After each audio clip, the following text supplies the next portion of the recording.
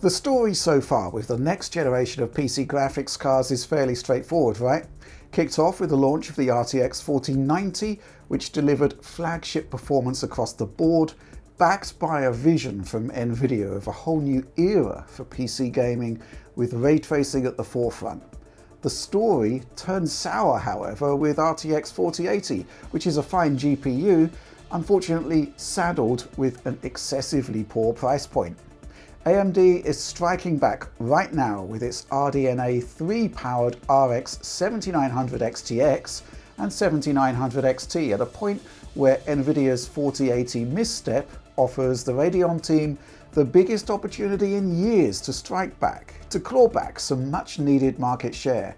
The excitement is palpable based on early numbers, and the prospect of competition against a dominant market leader is mouthwatering. But does the reality match up to those expectations? Well, I'd say that the Radeon RX 7900 XTX in particular can impress, but there isn't quite the killer blow here that many may have hoped for. As for the RX 7900 XT, it's disappointing. AMD has cut too hard and priced too high. Of course, that's looking at the new RDNA 3 cards simply in terms of their performance. At the engineering level and from a strategic perspective going forward, the new offerings based on the Navi 31 processor are innovative and impressive. Moving on from the concept of a monolithic processor surrounded by memory modules, AMD has taken the chiplet approach that worked so well with Ryzen and adapted it for graphics. So at the center there we've got the GCD. Beats at the heart of the product here, 5nm TSMC produced core that provides the raw graphics power. And that's surrounded by MCDs on the cheaper 6nm node, which house Infinity Cache, 80 megs of it on the RX 7900 XT, 96 megabytes on the 7900 XTX. Smaller chips are more cost efficient and potentially more scalable, and this is our first look at the future of graphics technology, I reckon. While there's only one GCD with Navi 31, the end game is obvious. Scale up performance by interfacing more GCDs together in the same way that AMD scales up CPU performance in Ryzen. We're not seeing that in this first generation of parts, but I reckon it's only a matter of time before AMD cracks it and before competitors follow suit. Beyond that, the RDNA 3 cards offer up a few more advantages. The Radeon's display engine is state-of-the-art with DisplayPort 2.1 connections, opening the door to support for next-gen displays running at a maximum 1440p at 900Hz, 4K at 480Hz and 8K at 165Hz. This presents a nice advantage over NVIDIA's latest, which are still running with DisplayPort 1.4, limited to 8K at 60Hz and 4K at 240Hz. With that said, I think the results we'll see in this review suggest that the application of those ultra-high refresh rates are going to be limited compared to the power of the cards themselves and indeed the limits of current CPUs. But that said, esports titles should fare rather well. Here's how specs compare with representative RDNA 2 and RDNA 3 offerings on the same table. I'm going to linger on this table for a while because while I'm happy overall with the 7900 XTX, the same cannot be said for the XT. For 90% of the money being asked, the XT has a lot of cutbacks, too many. You get 85% of the compute performance and 83% of the memory in terms of how much you get and the bandwidth. Compared to the prior generation, 6800 XT versus 6900 XT, where you had the same memory on the lower end part, the same memory bandwidth and 90% of the compute performance, all for just 65% of the price. AMD has basically kept prices static on the flagship model and then hiked them up on the next model down. And this is not cool. Adding to the problem is that benchmarks suggest that the 7900 XT offers less than 90% of XTX performance, meaning that the price-performance ratio is firmly on the card that costs more money. Counterintuitive to decades of GPU prices, but exactly from NVIDIA's most recent playbook, and this is not great. More positively, I do like the form factor of the cards, however. Yeah, the GPUs we have for review today came directly from AMD and are the reference editions, and the sanest designs you're likely to see. The reference designs look like standard, reasonably sized, well designed, solidly constructed GPUs, both of which require two standard 8-pin PCIe Express power inputs.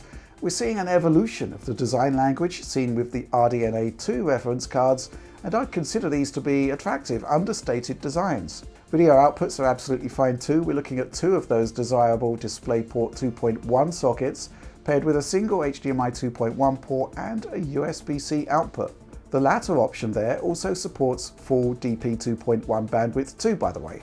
This is a decent collection of options here, but I do wish that the small USB-C port was provided in addition to a third DisplayPort, as we saw on NVIDIA's reference RTX 2000 cards. Unfortunately, NVIDIA cut USB-C in the last generation and it didn't return for RTX 4000. Still, I like the look of these cards and the port selection is fine overall, and obviously two 8-pin PCIe power inputs is standard stuff, making for a no-fuss upgrade, just as AMD promised. It's at this point where I usually talk about power efficiency, but that's tied very closely to performance in this case, so I think I'll just crack on with the benchmarks. We're using our newish test system here based on the Core i9-12900K, paired with 32 gigs of DDR5 at 6,000 megatransfers per second, as supplied by G-Skill. All of this sits on an Asus ROG Maximus Hero Z690 board, powered by our veteran Corsair RM1000i, with all titles running on PCIe Gen 3 storage. With benchmarks, you can visit my Eurogamer review linked below in the video description, and there you can play around with our lovely interactive bar charts. No bar charts in this video, of course. We'll be showing our frame rates and fade times as usual, and as all tested cards are good for 4K gaming, that's where we'll be focusing our tests. Ray tracing first, the traditional Achilles heel for AMD, and clearly a weakness of RDNA 3 against the competition. Gen on gen though, AMD promised a strong uplift in performance, and that is exactly what you get. I think RT on RDNA 3 is pretty good actually. Let's kick off with Cyberpunk 2077, our custom run through Night City based on an internal developer streaming stress test. Yes, the 4080 is a lot quicker here, around 42% faster than the XTX, while the XT has around 85% of its counterpart's throughput. Still, the uplift versus 6900 XT is impressive. The 7900 XT 41% faster, the XTX around 66 points to the better. I've not plotted the results here, but the XTX is nipping on the heels of the RTX 3090, while the XT is 9% to the better against RTX 3080. We'll get on to rasterization later, but the bottom line is that if you want RT features but want more from your money from rasterization, XTX in particular is worth a look, right? AMD isn't comparing XTX to 4090, it's in a different price bracket altogether, but for the record, the NVIDIA flagship delivers twice the performance here. Dying Light 2 was the first bench I ran actually, where I was quite surprised and happy to see that the XTX is essentially on par with the RTX 3090 Ti in this benchmark sequence. XT once again ahead of RTX 3080. Of course, the 4080 is faster in ray tracing, but here I plot it as being around 21 percentage points ahead of XTX. That's the same price versus performance ratio really, something AMD pointed out in its marketing to journalists. However, I'd just like to point out that the 4080's price performance ratio is dreadful, so I'm not sure I'd be highlighting it so strongly, to be honest. This benchmark hammers the old 6900 XT, and the XTX is literally twice as fast overall. Wow. I've not plotted it, but RTX 4090 might cost 60% more, but you're getting 76% more performance. Looking at things I am plotting, 7900 XT has 85% of the performance of the XT, meaning it's too expensive for the price being asked. Control next, and a return visit to the corridor of doom, known for its ability to rinse graphics hardware and hammering home the point that the XT is too expensive, is the fact that across the length of the bench, XTX is 19 percentage points to the better. And remember that it costs 11% more. In terms of raw performance, XTX is delivering circa RTX 3090 RT performance here, with the 4080 19% faster overall. XTX offers a 1.6 times multiplier versus 6900 XT, so relative to expectations, I think RT on the AMD side isn't bad, simply because it's not as if 3090 class RT performance suddenly becomes bad just because 4080 and 4090 exist. We just have to couch that against raster and against your own priorities when it comes to looking at overall value. Ray tracing workloads vary dramatically, of course, and the very different architectures between AMD and NVIDIA, and indeed Intel, mean that performance differentials will vary from game to game, sometimes by quite a lot. So here in F122, for example, my results for the 4080 only give it a 10% lead over the 7900 XTX. Good news for AMD, mitigated only by another subpar result for the 7900 XT. My results here have the XTX delivering 22% more performance. It's in another class in some instances, and the $100 price differential between XT and XTX makes no sense. Quick look at Hitman 3, a title that works very nicely on AMD and one of the tightest gaps between XT and XTX in my testing, with a $1,000 card commanding a slimmer than usual 12-point lead over the $900 counterpart. XT ray tracing performance here is essentially 1390 Ti class, not bad, and in this case at least the 4080 is 21 points clear. XTX actually gets a 1.8 times performance multiplier over the 6900 XT in this benchmark. Metro Exodus Enhanced Edition, you'll remember that this one is the first AAA title to ship demanding DX12 Ultimate GPU hardware with a requirement for hardware accelerated ray tracing. XTX is just a smidgen slower than the RTX 1390 here, but almost 19 points to the better versus XT, which just looks even more unappealing with each benchmark. In this scenario, XT is actually a few points off the pace compared to RTX 3080, a $700 card from 2 years ago. Gen on gen, XTX delivers a 58 percentage point lead over 6900 XT in this sequence, and again, I've not plotted it, but the 4090 is in a class of its own, 80% faster than XTX. Okay, final ray tracing game in my suite, and it's Marvel's Spider-Man Remastered, where we move to Feast HQ to push RT reflections to the fore and to try to pare back the CPU limitations this game has in city traversal. This game actually runs really well on RDNA 2 with RT enabled, and so the gains with RDNA 3 are actually quite cool. On this sequence, RTX 4080 is only 2 to 3 percentage points ahead of XTX, which by extension outperforms 3090 Ti. Remarkably, this sequence sees the standard XT knock on the 3090 Ti's door in terms of performance. Now that's an outlier, but it's intriguing nonetheless. We're going to rerun some of these tests in 4K performance mode via the image reconstruction technologies best suited to the GPUs in question. So essentially DLSS2 for the 4080 and FSR2 for AMD. This isn't an image quality comparison where NVIDIA has a consistent advantage. This is all about using RT features in combination with reconstruction to elevate performance. So let's see where we're at. Might as well continue with Marvel's Spider-Man actually, which sees frame rates increase of course, but with the same kind of performance differentials we've just seen, which is to say that XTX is very, very close to RTX 4080, while XT is offering 3090 Ti level performance. In fact, it's around 5% faster, not bad. Based on my experiences in gameplay using a 6800 XT, I think this is a great example of a ray tracing enabled title that actually runs very well on all architectures. It's not the case with other ray tracing titles though, clearly. Dying Light 2 here sees the RTX 4080 20 percentage points clear of XTX, which in itself is 5 points to the better versus 3090 Ti. Meanwhile, XT has around 88% of XTX performance, with an overall result close to a standard set by RTX 3090. Image reconstruction is supported via FSR2, DLSS and now XeSS on this game, just like Spider-Man, something we advocate for all titles supporting upscaling going forward, whether or not they're sponsored by AMD or NVIDIA. Ultimately, you can get a nice 4K experience on the new class of AMD cards here, a good fit for a 4K 60Hz display with variable refresh rate support.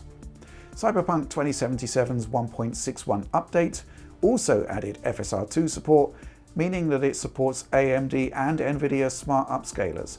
but it's still far more friendly to the green team, with the 4080 delivering 37 to 38% more performance than 7900 XTX. This scenario is also one of the rare cases where the price-performance ratio of the XT actually gets close to the XTX. Finally, we've done it. Yeah, the XTX is kind of in 3090 territory here, so FSR2 and VRR gets you a decent 4K experience on Ultra RT settings. Okay, so ray tracing performance is much improved with RDNA 3 and effectively in line with AMD's marketing, and in combination with FSR2 you can get some impressive 4K experiences. Just bear in mind that DLSS is supported on more titles, and that's a problem. I honestly think AMD and Intel need to work closer with developers like 4A Games and Remedy to get FSR2 and XeSS supported on the likes of Control and Metro Exodus Enhanced Edition. Ultimately, that's a question of engineering resources, and smaller developers may need help from the vendors there. On to rasterization now, where we should be expecting XTX to trounce the 4080, as that's the win that's going to take the overpriced Nvidia card a peg or two down, right? The truth, actually, as you might expect, is a little more complicated. At its best, both XT and XTX are outstanding, but there are also scenarios where XTX can only match 4080 or indeed lag slightly behind it, which wasn't on the script, right? To be fair to AMD, its reviewer's guide with its internal competitive benchmarks is pretty realistic. Anything from a 2% deficit against 4080 up to 19 to 20% ahead on well-performing titles, and a whopping 27-point lead on a game we don't cover, Modern Warfare 2, where AMD runs rampant based on all independent scores. It's not indicative of gaming performance across the board, but it does suggest that the results compared to Nvidia may be closer than you may have thought based on the pre-launch hype. And yeah, this is reflected in my own gaming benchmarks. Take Control, for example. In this opening run through the game's first stage, the average benchmark score for the XTX is on par with the RTX 4080, and in turn, it's 58% faster than the 6900 XT. This isn't a particularly AMD-friendly game, mind you, and the XT sits at a midpoint between 3090 and 3090 Ti performance, offering a 31 percentage point lead over 6900 XT. Again, the 7900 XT's output doesn't live up to its price point. XTX is 11% more expensive, but 20% faster, and that's not great. If Control disappoints, Cyberpunk 2077 sits exactly where the hype suggests it should. XTX is essentially 9 to 10 percentage points ahead of the more expensive 4080, and kind of sits in a midpoint between 4080 and 4090 performance. It's more like it, right? XT offers up around 96% of 4080's frame rates here, and it's about 6% ahead of 3090 Ti. The gap between XT and XTX isn't bad either. The higher end card is about 14% ahead. XT is still comparatively a worse deal though, but at least XTX is placing where we expected. Same scenario with the non-RT enabled F122 actually. In fact, even better, as here XT offers 94% of the 4080's performance, while XTX is 12 points clear of the more expensive Nvidia card. It's not actually too far away from 1490 in my results, and yeah, XTX is around 54% ahead of the outgoing 6900 XT. Just a quick mention for Gears 5 here, one of the only UE4 titles on PC that doesn't stutter, and in this case 4080 is ever slightly ahead of 7900 XTX to the tune of 3.5%, so it kind of goes against the narrative set by the pre-launch scores. What's more egregious here though is that the gap between XT and XTX is the biggest yet seen, the higher end card delivering 26% more performance, and that's kind of nuts to the point where I couldn't quite believe it. But these are the results that kept coming through after multiple test runs on both cards. It's almost like AMD is trying to sabotage itself with the XT. Interestingly though, gen-on-gen gains, not that great. I have the 7900 XTX delivering only 46% more performance than 6900 XT, in a world where we were looking for 50 to 70 point leads over the more powerful 6950 XT. Hitman 3 next, where the new AMD cards once again shine. XTX trounces RTX 4080 with a 24 percentage point lead, sitting at a midpoint between 4080 and 4090 performance as we might have hoped for. XTX gets a 56 percentage point lead over 6900 XT here, while XT is 33% to the better against the old card. Good win for the XTX here, and even the XT is 5 points clear of RTX 4080. There's still a problematic 18-point lead for XTX over XT though, but let's not go over that again. So our final games also sees a variability in rasterization performance wins for AMD over NVIDIA. That's if there are wins. Shadow of the Tomb Raider, for example, sees RX 7900 XTX fall short of 4080 performance at 4K highest, though the NVIDIA win is just a few points to the better for a much more expensive card. XTX is 46% ahead of 6900 XT here, which is not exactly fantastic, but more frustrating still is another gulf between XT and XTX performance, with the more expensive card costing 11% more, but giving you 19% higher performance levels. It's a glass half empty, half full scenario in Red Dead Redemption 2 as well, where XTX only offers up a 42 percentage point lead over the last gen 6900 XT. Still enough to give it a 7-point lead over RTX 4080, mind you, but once again it's frustrating to see the more expensive AMD card deliver 22% more performance up against the cheaper XT, which clearly isn't cheaper enough. That's what I've got benchmark-wise, and I want to talk now about efficiency, because I'm actually surprised to see better gen-on-gen wins generally with ray tracing in more scenarios compared to rasterization. I measured power and performance on RTX 4080, RX 6900 XT, and the two new RDNA 3 offerings using the PCAT system. This is an interposer board that sits in the PCIe Express slot between motherboard and GPU, with another board measuring power from the PCIe cables, and the results are intriguing. Okay, so we measure power consumption across the benchmark, and we also measure frame rate. Watts divided by frame rate gives you joules per frame, and the lower the result, the better, right? In the RTX 4080 review, we saw some impressive efficiency from NVIDIA, a drop of 30 to 50% per frame in terms of power consumption. However, AMD doesn't perform as well with RDNA 3, which surprised me. The RTX 4080 delivered a 51% power reduction per frame over RTX 3080 in Forza Horizon 5, but here, both 7900 XT and XTX only show a 5 to 6% reduction in power per frame compared to 6900 XT. It's kind of weird. On the flip side, Hitman 3 with RT disabled is much closer to NVIDIA in terms of efficiency and is more impressive up against RDNA 2's RX 6900 XT. There's a 24% power reduction per frame for the 7900 XTX against its preceding flagship, rising to 26% with the slightly more efficient 7900 XT. Moving on to efficiency test for ray tracing enabled titles, we should expect NVIDIA to be far more efficient owing to its dedicated RT hardware and higher performance, and yes, it clearly is more efficient. However, things are slightly more interesting up against RX 6900 XT, and in control there's a 27% reduction in power per frame for the 7900 XTX, dropping to 24% for 7900 XT. Moving on to Dying Light 2's new benchmark, which is different from the sequence we used earlier in the review. The RX 7900 XTX sees a 27% reduction in power consumption per frame generated, while the XT model sees that increase a touch to 28%. So the overall takeaway is that the RDNA 3 cards are consuming more power than the RX 6900 XT, and while the frame rate increase is proportionately higher than the increase in power draw in 3 of the 4 tests, I would have hoped to have seen better results overall.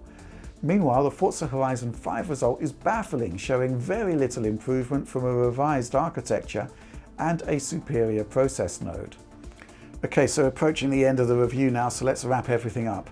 Has AMD delivered the value win we were hoping for in the wake of the RTX 4080's launch?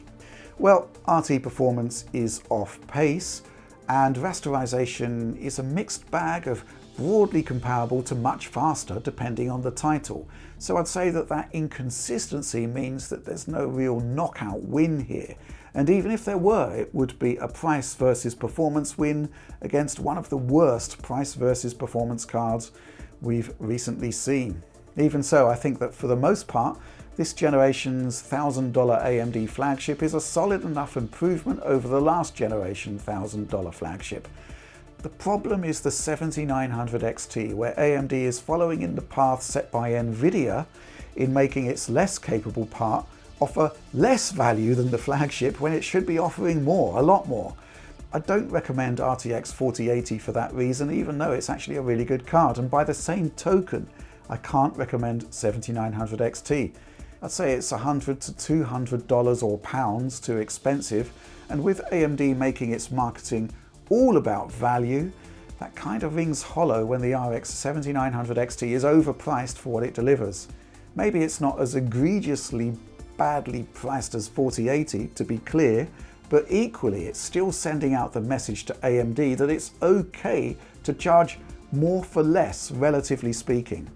As I mentioned earlier, and in the 4080 review, I'm worried now about how much AMD and NVIDIA are going to charge for their less capable cards based on this behaviour. So that's the end of this review, and I hope you found it interesting and informative.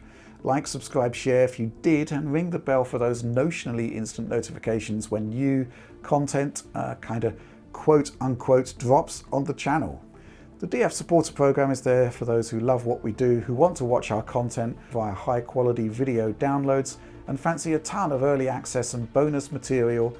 But yeah, that brings us to the conclusion of this video, and I congratulate you for making it all the way to the end, if indeed you did.